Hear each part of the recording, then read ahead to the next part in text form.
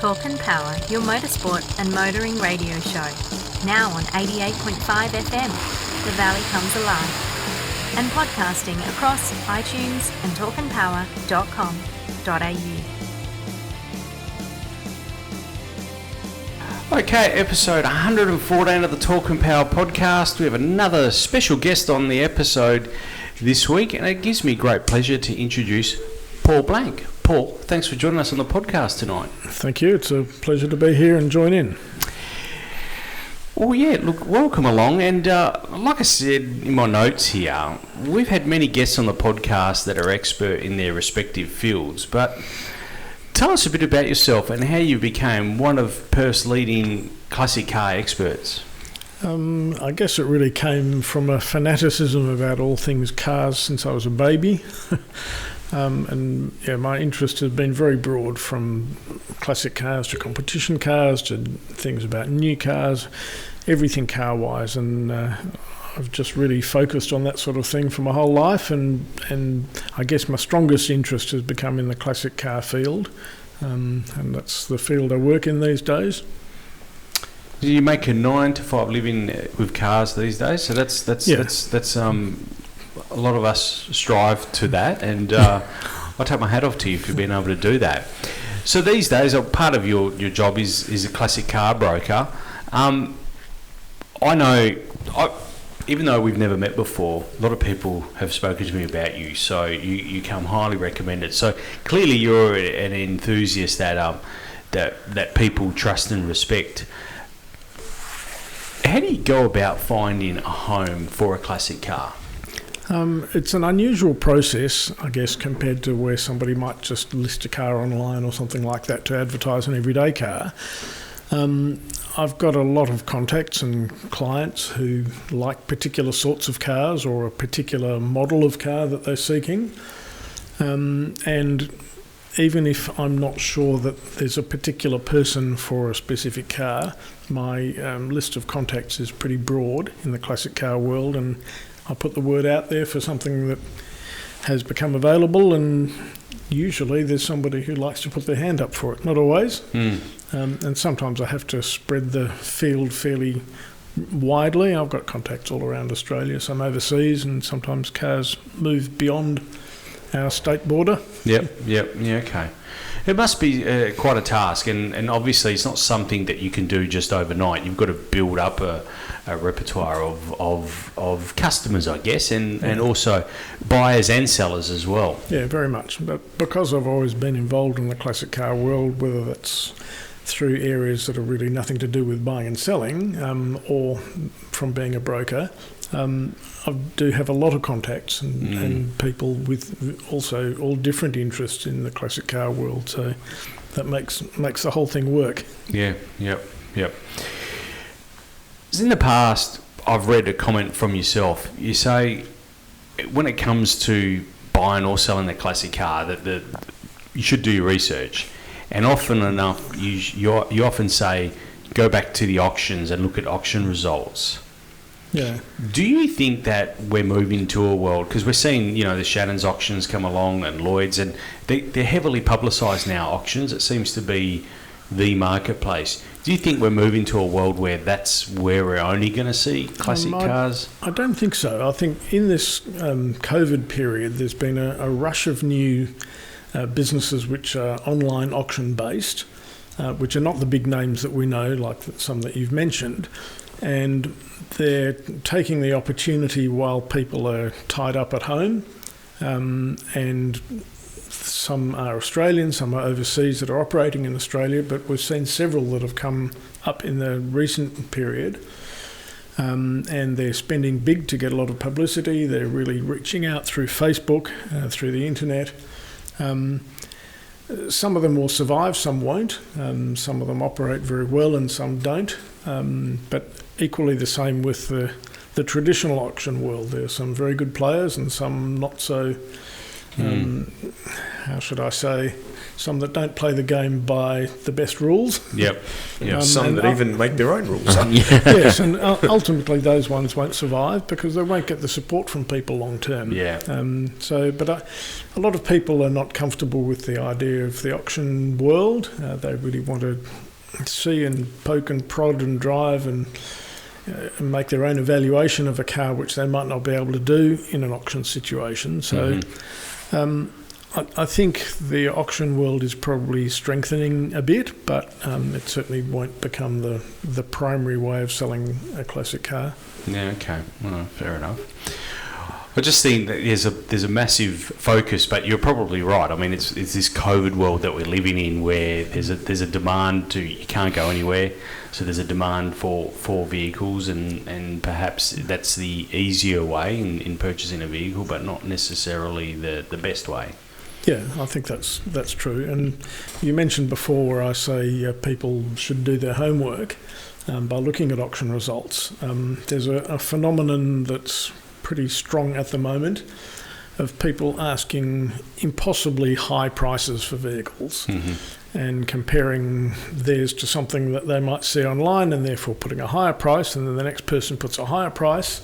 And they're unrealistic, and nobody really pays the high prices, the crazy high prices very often, because where you can buy the same car for a realistic price, why would you? And in that case, the sellers need to do their homework and really see what's on the market, because if you can buy the same car for half the price, why would somebody pay the high price? While every seller anticipates that their car is the best one there is and therefore should get the highest price, every buyer, on the other hand, wants to pay the lowest price. And they can look at auction results from reputable auction companies.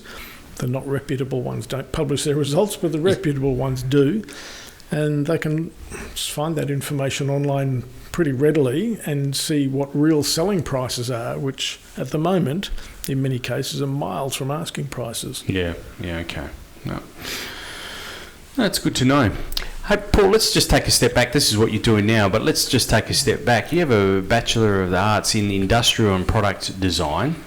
That got you started in auto imagination. I actually remember that store. Yeah. Subiaco, correct? Yeah, that's right. I used to hang out there as a kid. He had a Well, it was just near your brother's workshop. Yeah, but it was Lane's go-kart. I used to go there just for Lane's go-kart. Very good. But tell us a bit about that store. I developed a design to make Range Rovers into convertibles, which was quite a comprehensive conversion where a whole back was put on them with a car-type boot lid and all that sort of thing. And I could see that there was a good market for that. And developed the business out of that. But it was much the same time that companies like AMG and Zender, companies like that were in Europe producing specialist body kits and alloy wheels and interior upgrades and things like that. So I ended up with agencies for a lot of those products, Momo, Recaro, all of those sorts of good quality brands. Yeah. Definitely the majority of the work that I did with Auto Imagination was supply of those sorts of accessories, fitting of those. Built 14 of the Range Rover convertibles over that period. But that was pretty major work compared to putting a body kit onto a car or something like that. Yeah, it was pretty groundbreaking for its time, because in Perth there was no one offering those sorts of services for that type of car. Yeah, it was. It was a big gamble, really. Boomerang convertible cars, not far from me. They were doing Beetles and a lot of the popular sorts of cars, but I aimed really at the other end of the market. The other end of the, yeah. I did a few BMW convertibles as well as Range Rovers, and some fairly comprehensive conversions on cars with one-off body kits and some major transformations of cars as well. And this was predating CNC gear, so... Very much. Yeah. For those watching the YouTube channel, or if you're listening to us on as a podcast, go back and watch the YouTube channel. You'll see an image of the car that we're talking about here on the video. So it is a magnificent car. I must say, when I was doing my research, I saw it, and I was quite impressed. And I do remember seeing a few of those around back in the day. I don't think I've seen one recently, however. It's a long time since I've seen one. Yeah. Yeah, it's stored away, I hope. Speaking of getting stored away, Paul, I'm curious to discuss your role with the federal government as an approved valuer for the Cultural Gifts Program, and just explain to our listeners how important this role is in preserving and keeping some of Australia's rarest cars here on shore. Well, the Cultural Gifts Program was created quite a long time ago as a system for institutions, mostly museums and art galleries, to increase their collections without having to purchase items. So somebody can donate an object, and mostly what I do is cars and car related. They can donate, say, a car to a car museum and have a tax deduction for the full value of that vehicle, plus the value of the two valuations that have to be done. They can spread that tax deduction across several years or do it in 1 year, whatever suits them. And it's a very effective way that institutions can increase their collections. There's 3 of us in Australia who are approved by the federal government to do valuations of, generally transport is what I cover mine in. It can be model cars or real cars, but mostly it's whole cars. And certainly some interesting things have gone through. I've been doing it for I think since 1999. Some really interesting stuff comes up, and some brilliant things have been donated to museums around the country. But tell us the importance of that role itself. I don't think many people understand the importance in trying to preserve and keep cars here in Australia, where people can still see them or go to a museum and still view them. Yeah, it is important to our history, and I think people have a better understanding of that these days than maybe they did 25 years ago or beyond that. There's a lot of vehicles that do have significance to our history, and significance in all different ways, whether they're a competition car that won a lot of events, or a car that was built locally or had a lot of other local important significance. Those cars shouldn't be exported. Do the Brabham, any of the Brabham cars, are they still in Australia? Many are. In his time, Brabham was the biggest manufacturer of racing cars. So I don't know what the numbers were, but it's probably a couple of thousand race cars they built. Yep. And I know there's many hundreds of them still in Australia. Championship winning? I don't know. There may be, although his factory was actually in England. So, but I know there's a lot of Brabham cars in Australia. Even quite a few in Western Australia. I think there's one sitting in the museum in Canberra, isn't there, from memory? Very likely. As you walk, it's one of the display pieces. It's quite funny to see. You're walking into the foyer. Did win a world three world championships, and the only person ever to win a world championship in a car of his own construction. Yeah, that's right. Yeah. See, I see that as having cultural significance. It might be just me, but absolutely huge. Hey, we're going to take a short break here, and we'll be back with more from Paul Blank right after this.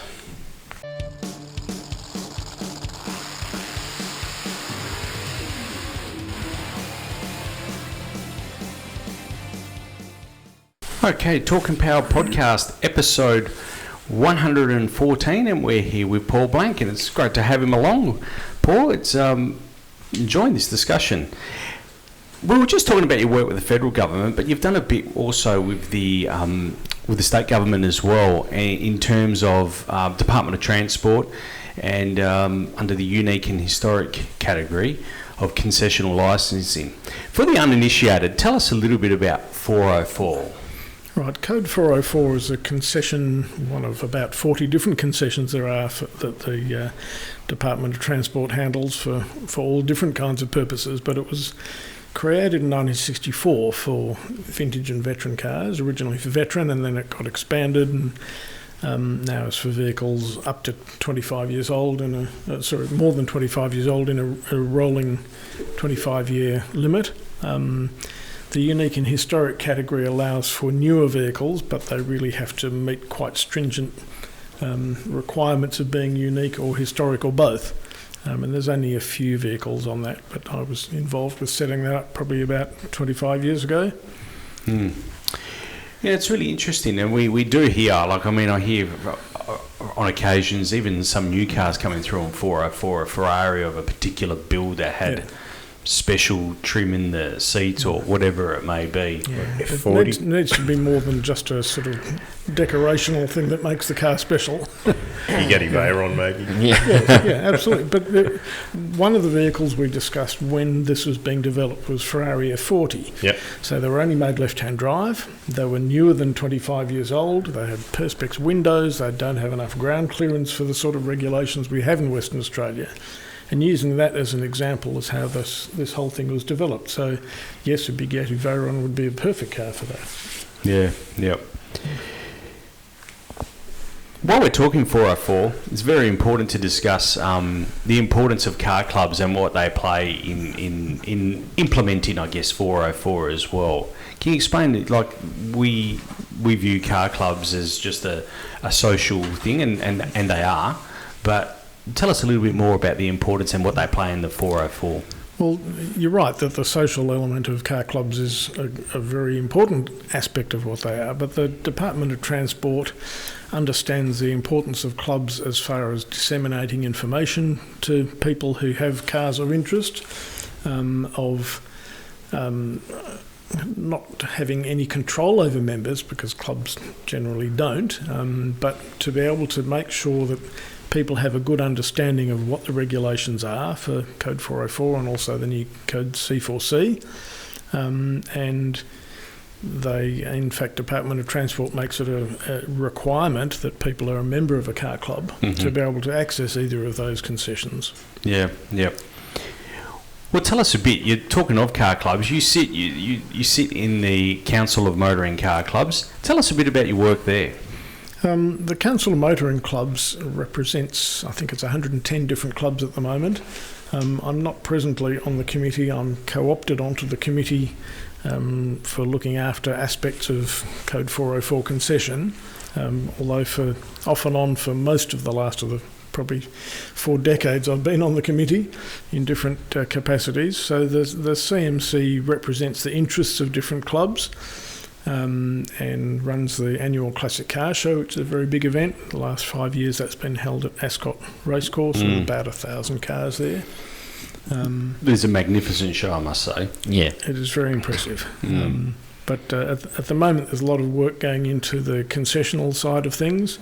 With C4C coming on board 16th of April, that started operation. Yep. And many of the clubs in the CMC are taking that on.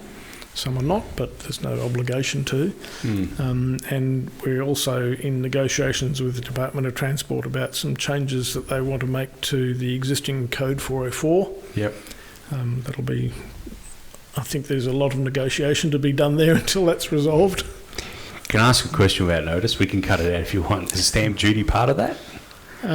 There's legislation which makes the stamp duty not applicable to Code 404, but the department has designed C4C in a different way, and the legislation, well, there's no legislation covering that, so C4C does have stamp duty. Yeah, okay. No. I don't have a problem with that. I figure if you can afford the car, you can afford the 3%. We'll leave that one alone. There's We've covered this before, haven't we? And it went on for about half an hour. And I think it all got edited out. Yeah, that's right. pretty much did. Yes. And I remember there's some very upset people, but hey. You know, what can you do? But and I'm actually going to take the next question for this one because discussing motoring clubs, Paul. Shifting back, they were a classic rally. Like Paul, we all recall it. I remember my dad, who wasn't really a car person, him and his mate entered a 36 Chev. All right. And I won't say how young I was because that'll embarrass everybody here, but I remember being absolutely enthralled, coming to the classic rally, watching them throw this 36 Chev round car parks, etc., etc. Tell us a bit about that. I mean, it was all the way back in 1992. Well, yes, it started in 92, and it came about because it was a new form of motorsport which was taking off around the world, and I'd been lucky enough to participate in the Grand Prix Rally, which was the first of this kind of event in Australia, and that ran from Melbourne to the Grand Prix being held in Adelaide. It was 5 days of competition. driving events interspersed with navigation tests and a strong social element to it.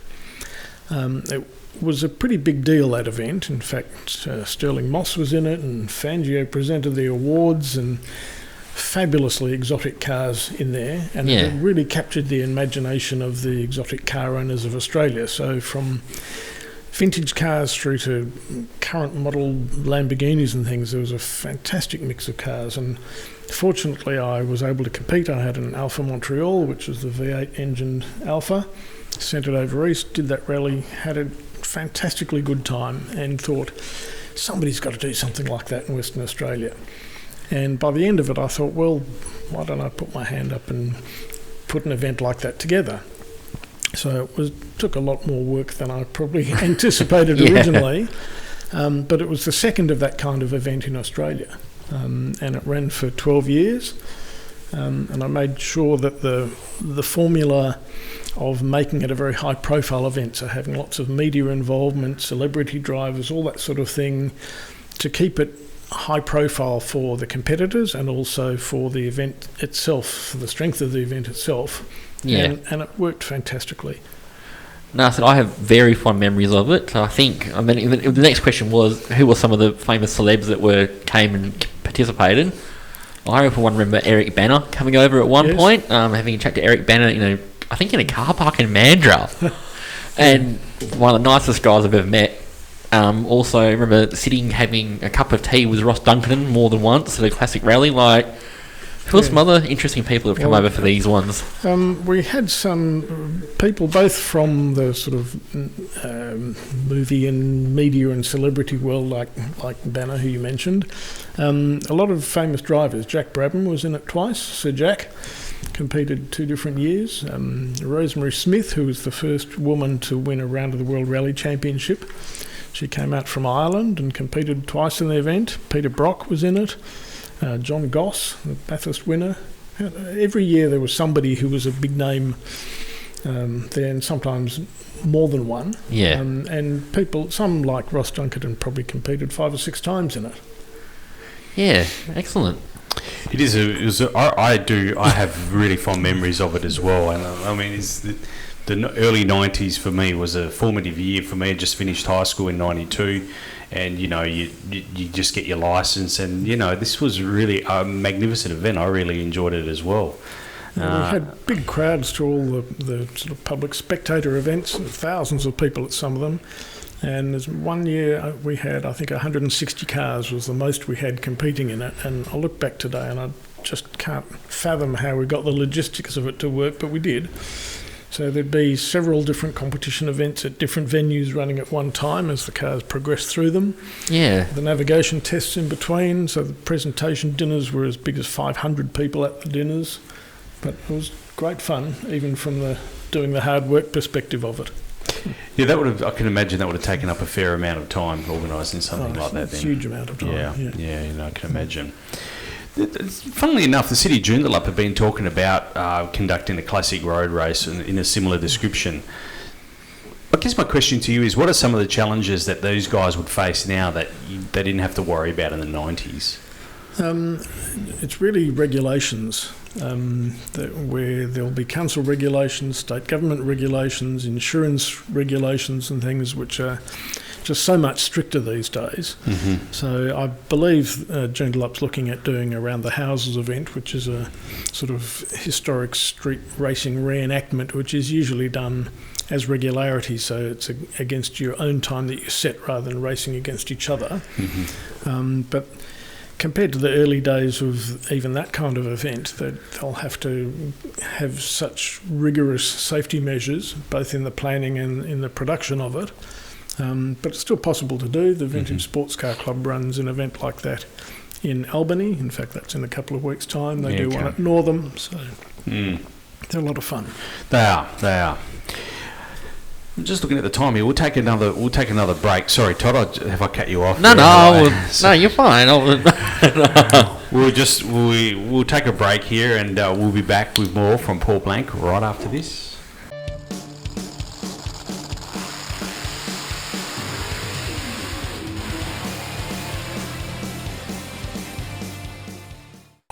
All right, welcome back to the Talk and Power podcast, episode 114, and we are joined with, in the studio, Paul Blank. Paul, thanks for joining us. And I forgot to mention, we have Todd Brinkworth and Simon Gonzo Travellini. It's all right. We know We're not that. important. We know that you don't really care about us, Nick. Yeah. It's okay. Transmitting on 88.5 FM where the Valley comes alive, and podcasting across iTunes, Stitcher, Spotify, wherever you get your podcast from. And the website. www.talkandpower.com.au. And lots more coming on that soon. See? That's good. Yeah. I'm on fire tonight. You are. Hey, Paul, tell us a bit about the company you set up, Automotive Events Management. We were talking about the Classic Rally before, so that was formed to run the Classic Rally, is that right? Yeah. That's correct. But you've done a lot more events than just the Classic Rally. Tell us about some of the other motorsport events you've done over the years as well. Well, as you say, Classic Rally was the reason that Automotive Events Management was formed. But it became obvious that there was plenty of room out there for enthusiasts to do other kinds of events. So over the years I ran Classic Challenge. There was the Navigation Challenge, which was navigation only. I think Classic Challenge went for about 14 years, something like that. Classic Rally ran for 12 years. The Supercana Championship was run as well. That went also for many years. In fact, that was one of the last events that I ran in motorsport. Mm-hmm. But also all kinds of other events, from exhibitions to parades to interstate events, things like that. Yeah. It's certainly quite a long list. When you're working in that field, I guess you do become a bit of an expert in the workings of CAMS and Motorsport Australia and also the AASA. Tell us a bit about the work you've done with both those bodies as well. Well, with CAMS initially, a fellow, the late John Blandon, who was the person behind the Grand Prix Rally, he and I sort of drew up the rules for what touring road events should be. Initially for CAMS, and then when AASA came about, I helped draft the regulations for that as well, because initially there was nothing, and different sections of the CAMS manual were applied in different ways, and didn't really work especially well, because whilst there might have been motorcanas and hill climbs and track events and navigation, all of which were in separate sections of the CAMS regulations, they didn't really come together necessarily in a way that worked effectively for what was termed touring road events. An event like Targa Tasmania, which was in fact the first year of Targa Tasmania, was also first year of Classic Rally here, that fitted quite well under rally regulations, even though it was all on tarmac. But there was a necessity to create a new set of regulations, and we put those together, and I don't think there's any events run in Australia these days under those regulations anymore, but different kinds of events come and go over the years. Mm-hmm. Yeah, okay. Yep. But it's obviously quite a lot of work that you put in with that was formerly known as Confederation of Australian Motorsport, now Motorsport Australia, and the AASA. So obviously knowledge in that industry or running these sorts of events, very important, I must say, the work you've done there. So thank you. Yeah. Not just motorsport events, but is it? And one of the things I think you keep yourself busy with now is, tell us, Classic Cars and Coffee. Tell us a bit about the work you do there, and also even the celebration of the motor car. Right, well, Celebration of the Motor Car I have run since, I think 1993 was the first one. And the idea of that was to create an annual event of a very upmarket kind of event. So the best of the best cars on display, by invitation only, to ensure that we've really got the best. And a display in a beautiful kind of atmosphere, where we hold it in the grounds of the Cottesloe Civic Centre, where each car has its specific place. There's a string quartet playing music in the background and nice refreshments, and just a really upmarket kind of feel. There's lots of car shows for everything and for other specific groups, but there was really nothing in Australia, anything like that idea. Yeah. I ran it in Adelaide a few times as well, but it's quite difficult doing something interstate without all the contacts and the volunteer base and all of that sort of thing. But yeah, it's been, I think there was a hiatus of about 5 years where I didn't run it, and then I started up again in 2013, and it's still going strong. Mm-hmm. Yep. You asked about classic cars and coffee. That's something very different in that it's a very relaxed event. So a friend and I put the idea of that together, and making it something that's completely easy for somebody to participate in. So it's a 2-hour time window theoretically from 8:30 to 10:30, but some people come early, some leave late. That's fine. Some people are there for way beyond the 2-hour period. That's fine as well. That sounds like us if we ever win. There's no rules about you must park this brand of car together or anything like that. It's park where you feel like. If people do want to park together, our advice to them is arrive together, and then sort of come in convoy and find an area where they can all park together. Sometimes we get requests from particular groups where they'd like to have a special display. So I think in our March event there were 2 groups. One was McLarens, and we had 15 McLarens there. And the other 15? Yeah. It's pretty impressive for Perth. And the other was a group of people who'd got together with yellow-coloured cars. And they had about 20 yellow cars parked together, which was fantastic to see. Was that lady from the RAC out there? Should have been. Yes. So yeah, we sometimes have particular things like that, or we've had a few featured marks. So we did something with Bentley when they had a new model, the latest Continental GTC convertible was being shown for the first time in Perth. The dealer was there, and we also got Bentley Club along. So we had 50 Bentleys on show of all different ages. So sometimes there's themes like that go with it. But generally it's a fairly relaxed kind of event. Raised a lot of money for charity with that. Over $100,000 has been raised by that event.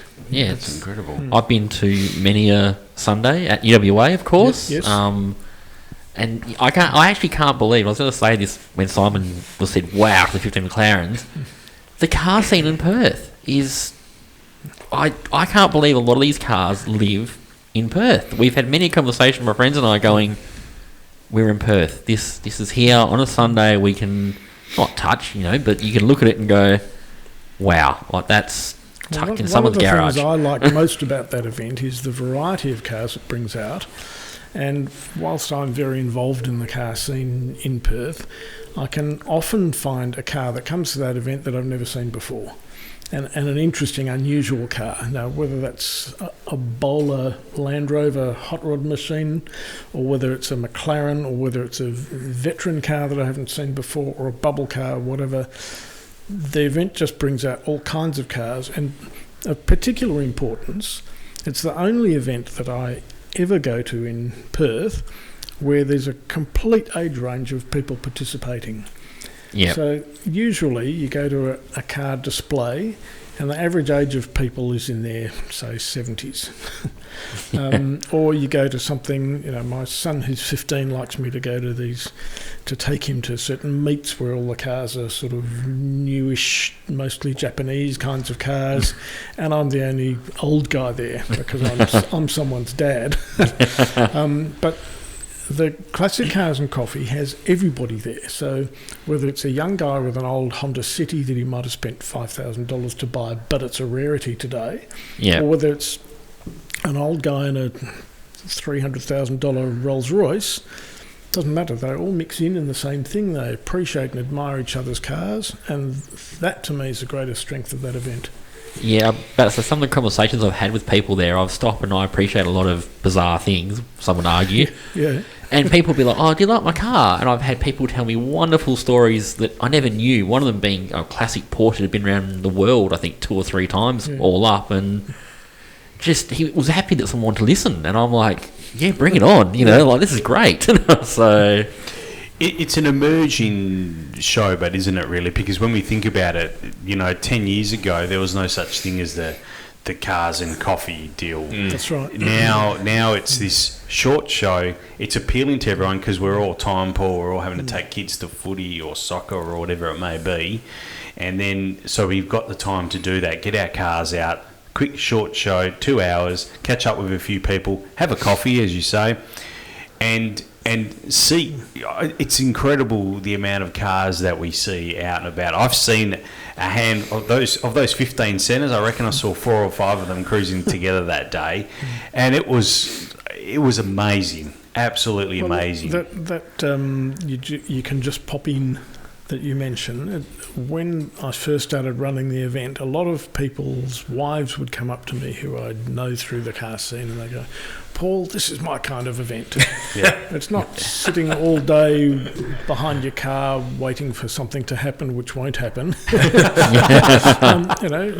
It's only 2 hours. It's good fun. You can have a chat with people.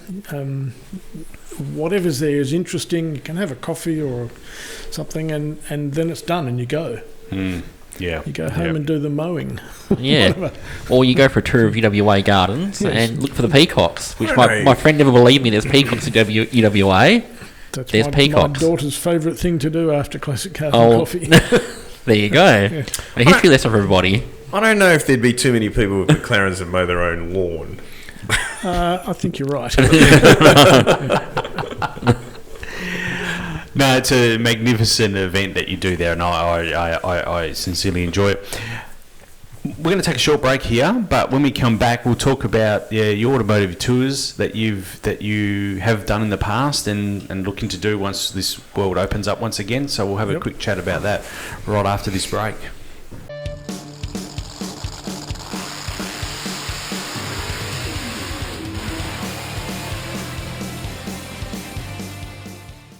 Okay, Talk and Power podcast, episode 114. We're joined in the studio, Paul Blank, and we've got here Todd Brinkworth, Simon Gonzo Travellini, and I'm Nick DeChembry. 88.5 FM, where the Valley comes alive, and podcasting across iTunes, Stitcher, Spotify, wherever you get your podcast from. Paul, tell us a little bit about, obviously COVID has hindered it stopped international travel. But your automotive tours business, I was having a look at some of the tours you offer, and they are to die for. I mean, they are getting on the bucket list. So tell us a bit about some of them. I'm just going to click on the link here as well, so we can see them on the screen. So I don't know if the guys saw them before, but this one here, look at that. How awesome is that?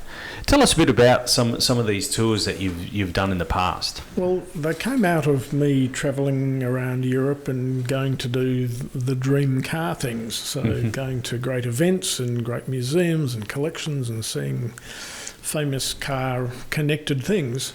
And coming home and talking to friends and people about what I'd been doing, and they said, "Oh, I wish I could go and do that." And I thought, well, I'm in the events business. Why not make an event of some tours? So 2005 I ran the first one, and every year since then I've done at least one tour with a variety of different things in each tour. I don't think the same thing's ever happened twice.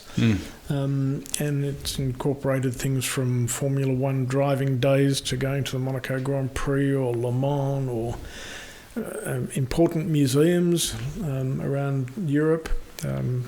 We do it as a self-drive guided tour. So the work for me is in the planning, working out which hotel and restaurant and where we go each day, and there's a quite detailed road book that I put together. And there's flexibility for people to do whatever they feel like if they don't want to do something, or often what will happen is at dinner at night, a few people will talk about, "Oh, I really want to go and see such and such a castle on the way to somewhere," and others will say, "Yeah, well, we should do that too."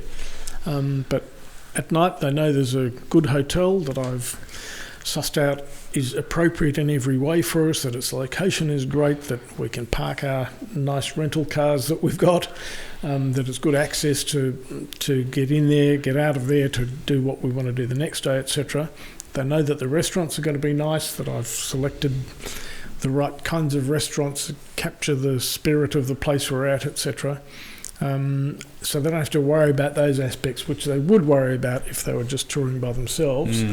And sometimes we get access to things that people can't do themselves. So yeah, it's worked really well, and it's an awful shame that we can't go at the moment. Yeah. Hanging out for when we can. Yeah. Monaco, Nick. See, Monaco. Hang We on. have this ongoing debate about which track, Monaco. So Monaco's a bit of a funny event. I mean, it rarely produces a very exciting Grand Prix, but It's the because best Grand Prix. it's the best in many ways, partly because Monaco's tiny. The whole of Monaco fits inside Kings Park. And the whole place is overtaken by Grand Prix fever, and in a way different to other Grand Prix. So if you've got a super exotic car and you live anywhere near Monaco, and that can be 5 countries away, you want to take your car there at Grand Prix time. And you do. And what you see around the whole periphery of everything that's happening on Grand Prix weekend is quite phenomenal. The race itself isn't necessarily the greatest thing. I actually quite like going to the historic Grand Prix at Monaco, which is usually held 2 weekends prior, using all the infrastructure that's there. And that's got a much more relaxed, low-key feel to it than Formula 1 Grand Prix weekend. And you know, Paul, I don't understand how, because those cars are worth more than the ones. Absolutely. Yeah, and they're driven just as hard. I know, it's just, it's unbelievable. They're pieces of history with such incredible value, and they get driven, you know, But the event I like the most in these tours is the Mille Miglia, which is held in Italy. Starts in Brescia and does basically a big clockwise loop down to Rome and back to Brescia. And it was an event that was run 1927 to 1957. So these days, in the historic rerun of it, they limit it to the same cars. So basically a car which was in it originally can go in it today. It's the same model, and in fact usually there's 50 or 60 cars that actually competed in the original Mille Miglia in it. And while it's a road event and they theoretically follow road regulations, it is Italy. So they really, they go for it. And there's a fantastic array of hundreds of fabulous cars blasting around the roads with big support from manufacturers. So companies like Mercedes-Benz send their best cars from their collection. And watching things like that out is just amazing. Yeah. I went with somebody once on one of my tours who had been a cam steward in Perth, and he was asking me, how far back are the barriers and how close can you get to what's going on? I said, if you want to sit on the curb with your feet on the road, that'll be all right. This is Italy. Yeah. Wow. That's got an amazing feel to it, and I've probably been, I think, 7 or 8 times to it, and eager to go back every year. That's just, to me, that's the best car event in the world. Do you think we live in the nanny, not state, country? Absolutely, no question about it. I just, you read about Nürburgring and you just think, you could just go there and die and pay you 20 euros or whatever, and no one seems to... Well, I've taken some of my tours to Nürburgring, and some people have hired cars from the various companies that provide them. It's risky. Sketchy. And I've seen some people come off, luckily not people from my tours, but some cars hit the barriers and things like that. But it's a pretty unique opportunity. Yes, I went there actually 10 years ago, pretty much this month, and it was an experience. Did you drive it? Yeah. 22 laps over 2 days. Wow.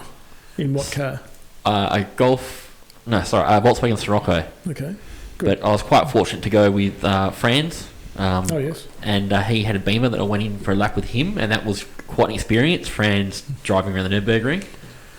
And also got a lap with some very famous motoring journalists by pure fluke, like by just being an Aussie in a car park. He heard an Aussie accent and started talking about tin tops, about supercars, and went, "Oh, you're from Australia, you know about these, right?" And jump in the car with me and have a chat, and the rest is history. So fantastic. Yeah, but well, question without notice: where does Goodwood, the Festival of Speed, that is, where does that fit in your in your list? It's an event, oddly, that I haven't been to and would like to go very much. It's a very high-profile event. Someday I'll get there. I've been to Goodwood itself a couple of times, but not to one of their major events. Yeah. The calibre of the cars is, amazing, but they're not doing what they do at Monaco. That's yeah. And I think the mix of cars as well is quite. By the sounds of it, at the Miller Milieu. Yeah. No, that's it's when I looked at those tours, I thought, this is really exciting stuff, and I don't know how you find the time, Paul. Really, to be honest with you, organising all this sort of stuff and doing your day-to-day business in Broken as well. It's incredible what you do. Well, the tours are really the sorts of things that I would most like to do if I was going to do that. Yeah. And when the tour itself's happening, as I said before, the work for me is in the planning. When the tour's on, it's me enjoying myself as a motoring enthusiast, and while I'm looking after people, if I've done my pre-planning properly, that's pretty straightforward. Yeah, no, certainly. It's probably an opportune time now. We'll take a short break, because when we get back, we're going to talk more about your journalism work, what you've been doing with a number of car magazines, and we'll have a bit of a chat about that, and then some of the cars you've owned as well. Probably, everyone listening wants to know some of the cars you've owned in the past. So we'll take a short break here, and we'll be back with more right after this.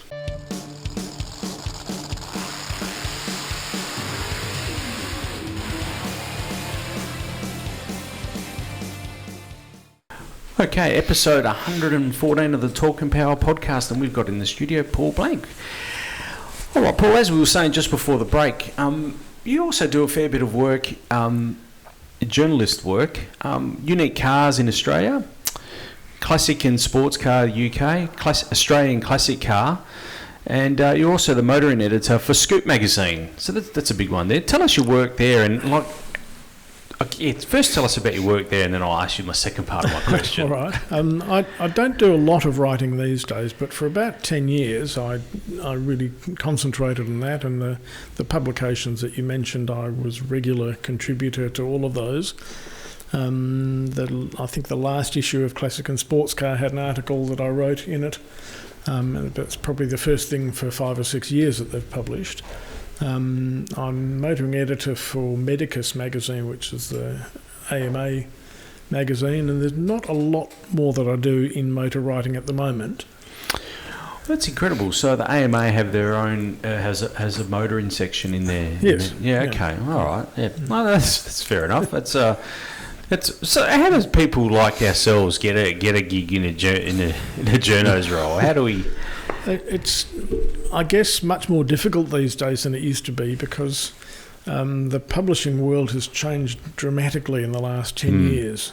There's less and less mastheads. A lot of magazines have been combined by their publishers. A lot have been closed down. The budgets for publications have been cut back so drastically that they just don't have the room to have freelancers work as a possibility. So it's really changed enormously. You go into a newsagent today and see how many car magazines are on the shelf, and it would be a quarter of what it was 10 years ago. Yeah. I can vouch for that. That's, the other day I was at the newsagent trying to find something inspiring, and there was a handful of magazines. I mean, the old ones that I would traditionally see, like Carcraft and Hot Rod magazine, they're not even available anymore in Australia. Yeah. It is but sad. I think a lot of that's because the online side of it has grown. Yes. Yeah. Yeah. Speaking of online, we'll jump around a little bit here, but we'll talk about your website, caropinion.com or classicrally.com.au as well. You can read a fair bit about your stuff there. Tell us a bit about that website. Well, I decided to create caropinion.com.au about probably 5 years ago. As somewhere where I could collate all the different sorts of things that I do, and somewhere to keep a record of all the different road tests of new cars that I've done over the years, about events coming up. Probably the page which gets the most interest is the marketplace page of classic cars for sale. It covers my tours and other events and car museums around the world, all sorts of things like that. It's quite a comprehensive website, and to be honest with you, I use this and Facebook to do most of my research. So it's a credit to yourself, because everything is there, and I found it very, very good website. And hats off to you, Paul. I think it's magnificent. When you're, as a journo, as you are, part of the gig is test driving cars. So I'm sure you have an extensive list, but just give us your top 5, not of your cars, but of the top 5. Can be track or street, doesn't have to be, can be 5 track or... give us your top 5 that you've driven over your career. People ask me this sort of question sometimes, and the cars that have left the greatest impressions on me are quite different to each other, and probably quite different to what I would drive necessarily given my choice. But Ferrari F40 has to be right up there. Mm-hmm. I've been lucky enough to drive 3 of them. Amazing car. Wow. Very sort of old tech supercar, in that it's old-fashioned twin turbos. Chain to open the door. And you virtually, you accelerate hard and you go 3, 2, 1, go before the turbos cut in. But fantastic, it's like thrilling car. yeah, they're fabulous. Another one of the greats that I've driven was a 1925 Bugatti Type 35 Grand Prix car. Not much to it, very spindly little thing with no doors, no roof, no windscreen. Supercharged? Not much to it. That one was, yes. Yeah. Tiny little footwell, and you had to wear sort of like ballet shoes virtually that the owner had for it, with no soles on the side of the shoe. Did it feel like you were driving on ice constantly? Not quite. I wasn't driving it that hard. But oddly enough, I've driven a lot of vintage cars, and to me, most of them is like you're just working a machine, and I don't get a lot of pleasure from the really vintage stuff, but that Bugatti was thrilling. Yeah, it was really something special. Another one in my top 5 would be a lightweight E-Type Jag. Okay. Yeah. Jaguar built 12 of those. This one was bought new by Bob Jane. He won the Australian Sports Car Championship in it, raced it a bit more, and then basically put it aside. Many years later, Perth collector Peter Briggs bought it. It was part of his collection. It was rarely in his museum, but most often just in his garage at home. I was lucky enough one day to be in there talking, which cars do you like out of the collection? I said, really, I think the lightweight E-Type, because it's got such a special history and such rarity, and the keys were thrown to me and say, take it for a spin. Oh, wow. So that was a pretty fabulous car. I drove a little 3-wheel Messerschmitt bubble car many years ago, and that was really something. Yeah. They've got a handlebar steering, very sort of twitchy steering on their tiny little wheelbarrow tyres. And you really learn a different technique of driving for something like that, not just that you have to go around potholes instead of straddle them. But yeah, you would get lost in a pothole with this. Yeah, well, you don't want the back wheel dropping into it. You've straddled with the front wheels. Yeah. But yeah, that was a great little thing, 1-cylinder engine. I think they're 197cc, but really good fun. And motoring's there to have fun. That's right, yeah, 100%. And of newish vehicles, the one that impressed me recently was a Renault Twizy, which is a tiny little electric car that Renault makes. And I rode in one in Paris, and then Renault Australia brought one out for car shows and things like that, which will either be or might have already been destroyed or pulled to bits because it can't be licensed in Australia. But it's 2 seats, one behind the other, no side windows, optional doors, very very lightweight plastic electric car. Optional doors. And the doors swing up like a Lamborghini. This sounds like something Virgin Airlines would release. But yeah, very lightweight, and to me, what electric cars should be. Just a little city run-around vehicle. Like the Sinclair. Sort of, but a lot more sophisticated. Yeah, and I don't think an electric car should be a giant sled full of batteries and performing tricks. It should just be able to be a little runaround that you don't have great expectations of. Like, you're not going to try and drive to Albany in a Renault Twizy. You probably could. And while Tesla owners need to prove to everybody that you can drive to Albany, but you can't.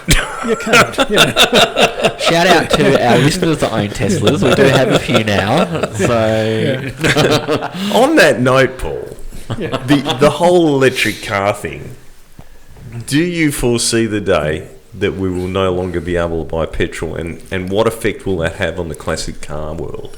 I don't think that would happen because petrol runs out. I think what will happen is there'll be so much pressure on governments to make it hard to be the owner of a traditional car as we see today, or a classic car. That there'll be lots of extra taxes and costs and things imposed on ownership of such cars in different ways, and that can be taxes on petrol, on road usage, etc.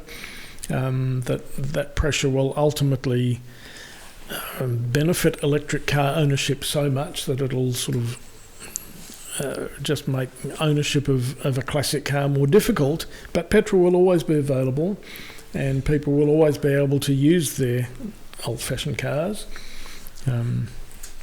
That's sort of the future that I see in it. But there's a lot of political pressure being applied. The irony is that we're so focused on, the mums and dads with their runabouts that probably use 50 litres worth of fuel every week. Yet we allow mining machines that have no catalytic converters, no particulate filters, nothing. They just pump columns of black soot out, and we have guys like us that openly admit that their mines burn 700, 800 million litres of diesel a year, and he would be the smallest of the miners in the iron ore, like compared to. But you never hear anyone talk about them. You never hear, or maybe we should do something, or even the irony of we're trying to move forward and be more responsible, yet we use ships that burn on bunker oil, which is basically tar, that also shoot out columns of soot, and they carry the iron ore from Australia to China and then bring it back as steel. Yeah, but the man in the street doesn't see a ship or a mining company, but they see a smoky old car and think that that's destroying the environment. Yeah, well, it's not. Yeah, and the steak that you just ate probably destroyed the environment more. Yes. The carbon footprint of production of an electric car is the equivalent of 5 years of use of an already produced petrol-powered car. Yep. And the truth is that keeping the old classics going is being more environmentally friendly. Absolutely. And those cars, ironically, there's no plastic on them. So they were completely biodegradable. Yeah. They were way ahead of the curve in the 20s and 30s than now. I think there's another generation to go in electric cars before they make real world sense, not just political expediency sense. Yeah.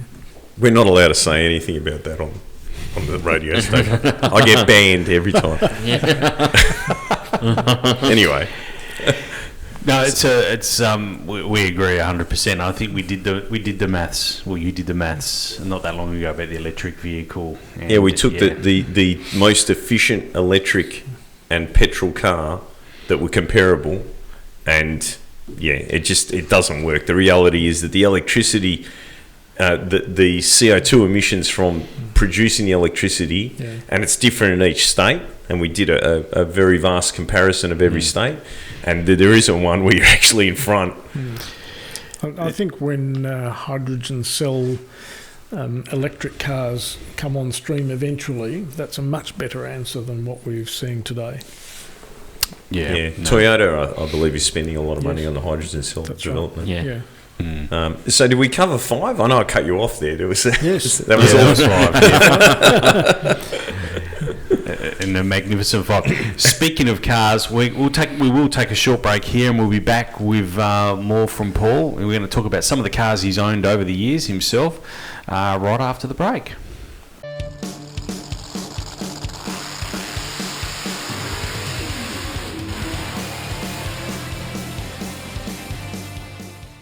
Okay, Talking Power Podcast, episode 114, and we've got Paul Blank in the studio, also joined co-host Todd Brinkworth, Simon Gonzo Travellini, and I'm Nick DiCembri. Transmitting on 88.5 FM, where the valley comes alive. You have to stay tuned for Captain Carlos, straight after us at 10 o'clock with his community chats. So big cheerio to Carlos, and also say hello to Midnight Bob, who always introduced us as well. So great to be in the middle of Midnight Bob and Captain Carlos. Paul, that sounded bad. Didn't sound right, did it? Anyway, hey Paul, look, we've spoken about some of the cars you've driven over the years, but tell us some of the cars you've owned. You have a list here on your website. I don't reckon it's the full list because I didn't see any Fords in there. So. Listen, a Di Tommaso is a Ford, all right? Okay, yeah. Engine, yeah. But talk us through that list. It's quite a wide list. Well, one of the things that I have tried to do in my sort of motoring life is to experience different kinds of cars. And to properly experience them, not just to drive around the block or a test drive, that sort of thing, but to really get the feel of ownership and living with a particular kind of car. I'm glad that you said living with, because it is a lot like that, isn't it? Sometimes, yeah. Yes, and there's cars that I've bought which I've regretted buying, but that's the way you learn about what's good and what's not good and what you like and don't like. And many of them have been extreme sorts of cars. You know, I always wanted to know what it was like to have a full-size American car. I'd had a Studebaker when I was quite young, but that's the size of a Holden or Ford of its era. So the opportunity came up, and I bought a 1973 Cadillac Coupe de Ville, which was as big as a house. It was bigger than a Perth parking spot. Wow. Yeah. And my intention with it wasn't just to drive it now and then, but to really use it properly. So it was my everyday car. I competed in historic motorsport events with it, which normally you wouldn't do in a Cadillac, but it was actually brilliant for that. I did the Grand Prix Rally in it. I did some of the Round the Houses historic events in it. And had huge fun with it, far beyond what I expected, and I owned it for 12 years. There's other cars that I've had for 6 months because they've disappointed me, but I've still learnt and experienced what that car is like, and if the answer is not for me, well, that's okay, move on to something different. I remember a lot of these cars as I was growing up. I remember the Citroen, the light burn. Yeah. That was a cute, That was cool the little car. worst car ever made, but Yeah, made but in Australia. It's the idiosyncrasies that make it special. Yeah, well, it only had idiosyncrasies. Yeah. But yeah, I enjoyed the variety of it. So favourite? If there was one favourite, it was probably a Citroen DS that I had, and I've had a few DSs over the years, but there was one particular one, a 1969 model with a hydraulic gear change, and that was just a magic car, one that they got very right. Biggest lemon? Biggest lemon, probably an Audi 100 wagon that I had, which was just from that era in the 80s where cars were really plasticky inside and out, and the quality, I mean, the design was great. That was the one with the first car with the flush-fitting windows, and the idea of it really appealed to me, but the way it was the execution. Yes, the execution left something to be desired. The one that got away, Paul, the one that got away. No, there's not one. Yeah, I wish I could have kept quite a lot of the cars I've had, but you can't afford to keep everything, and something's got to make way for the next thing, and there's a few that I really loved. The Lancia? I really enjoyed that, but I don't mind that I had it for about 5 years and that I no longer have it. Okay. It was a Fulvia Coupe. It was a beautiful car, fabulous engineering, but 5 years was enough with that one. We're looking at some of the cars that you're referring to here on the screen. So, if you again go back to the YouTube video, if you're listening to us on the radio or on as a podcast, go back and watch our YouTube video. You can see some of the cars that we're referring to here, actually, and they're beautiful cars. The Di Tomasos, you can't buy them anymore now. They're completely outside of the realm of normal people. Yeah. Well, there's certain cars that I've had which, by today's standards, I could never afford. I mean, the Alfa Montreal. Yeah. Yep. They were sort of $25,000 to $30,000 for 20 years, and now they're $150,000. Yeah. Beautiful car, but beautiful car. Yeah. No, it's a magnificent list of vehicles there, Paul. And as I said, if you're watching the video, you go back or head to your website. You can see them there. That's where we're reviewing them under the About Us section, and you can see the cars there. The Facel Vega would be another one that would be six figures now. Yeah. Oh, yes, big dollars today. In fact, my old car, which is you can see a photo of there, has since been completely restored, and I'm selling it for the owner now. It's $265,000. Wow. Beautiful car, Bob. Beautiful Magnificent, car. yeah. The Honda. The Honda Z360. I always thought they were a fabulous piece of microcar styling with frameless windows and pillarless. Yeah, I always loved the back window. Yeah, the TV screen rear window. But the 9,000 RPM redline, twin carburetors for 2 cylinders, the absolute scream. Essentially a motorcycle engine, no way. Well, similar, but that's a water-cooled design. The early ones were actually air-cooled. Yeah. That was great fun, that car. Well, I'd never see them anymore. They must be worth a fortune now. Probably not a fortune. I don't know if there's any good ones left in Perth. Mine's sitting in the country, sort of waiting to be restored one day. But it's no longer mine, but I had it for over 20 years. And it was great fun, again, in a very different way to everyday transport. Yeah. Certainly is. I mean, it is that I do recall seeing them, but yeah, you just don't see those anymore. But that rear windscreen, it was arguably the car they should have used in Wayne's World. True, Yeah. they should have actually. Look, Paul, we talked about moving forwards. The car scene in WA is buoyant, but do you feel the next generation of enthusiasts, do you reckon they'll have the same passion for those marquees from an era gone by? I think so, but the era that people are fascinated by always moves with each generation. So the cars of the 1920s and 30s, the people that really love those cars in big numbers, those people are now diminishing. You know, they're people in their 80s, 90s, or no longer with us.